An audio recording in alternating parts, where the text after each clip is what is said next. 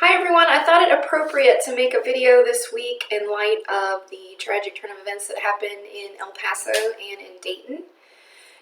All this month we've talked about left brain and right brain and how boys develop left to right and girls develop right to left, and that's a very important delineation that we need to take note of.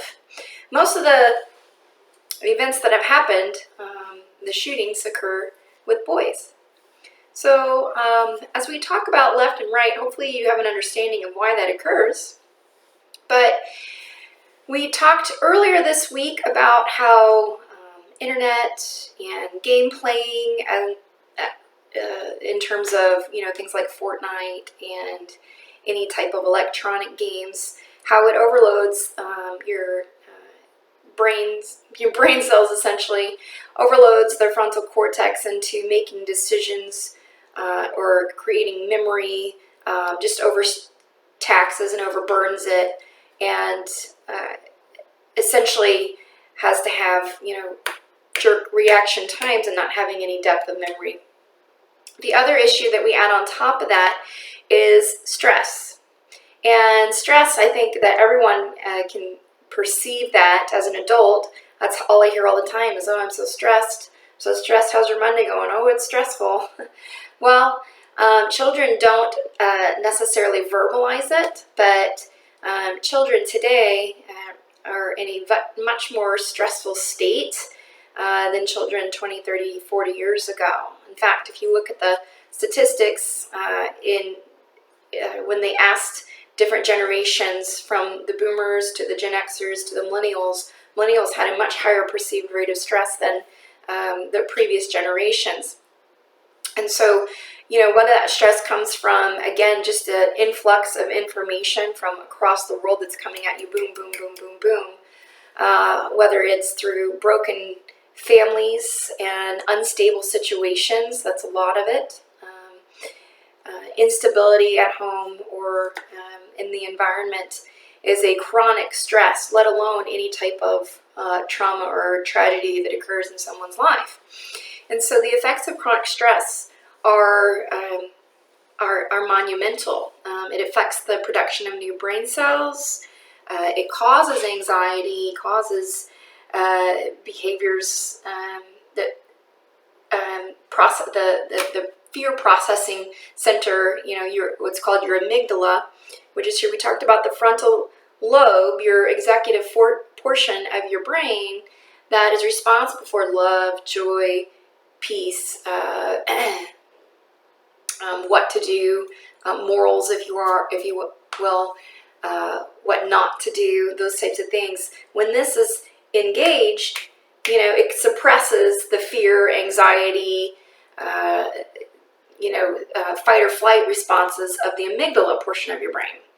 But when we are exposed to chronic stress and overburdened or over stimulated with internet and technology, it represses that frontal lobe activation. And so the amygdala kicks on, fear response, stress response, anxiety response, and we have people walking around in that state.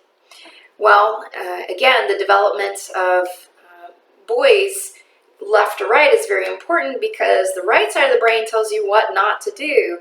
The right brain tells you, gives you the joy, gives you the serotonin. The left side is responsible for the negative actions or negative feelings.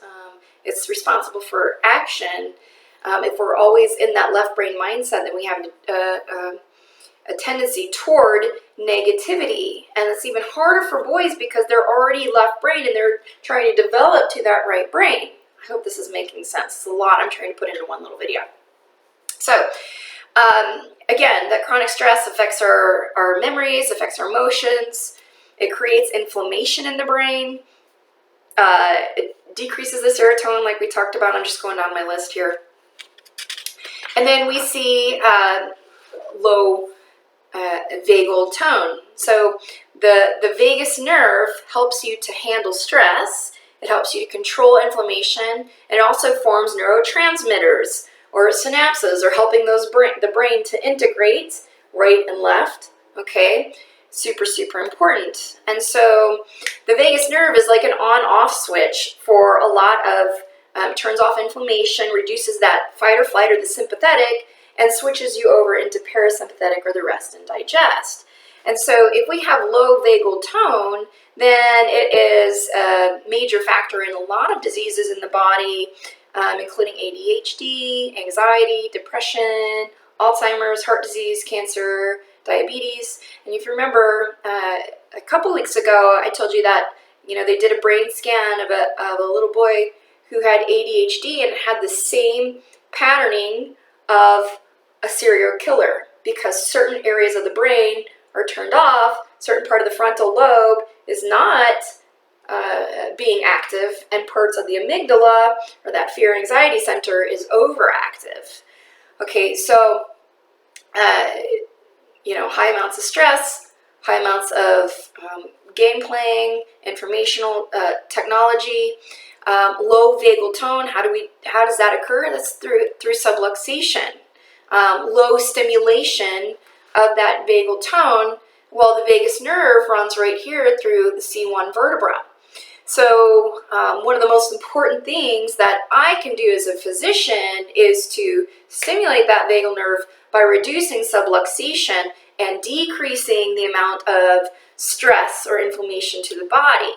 That's step number one. So if you're thinking about even if you don't have kids, there's a world of reasons why every child should be getting adjusted. But think about kids today in general.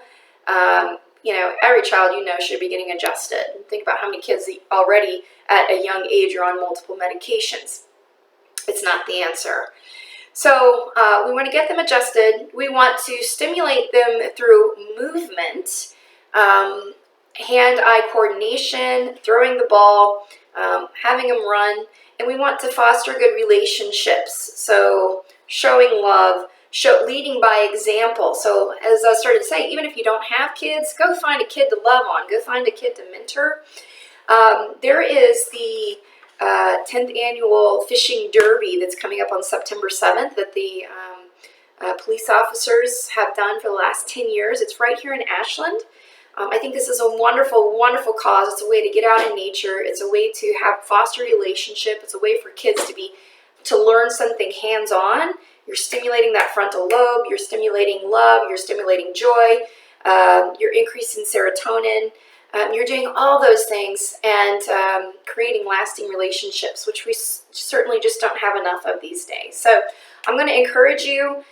All week long, we're donating little prizes, because every kid that fishes gets a prize. So for this week,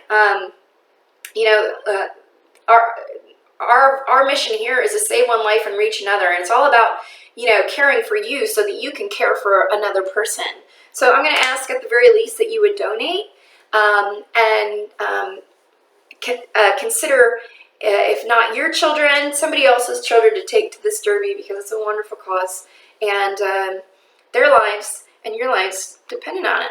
I mean, this is the future. So do what we can to help everyone live in victory.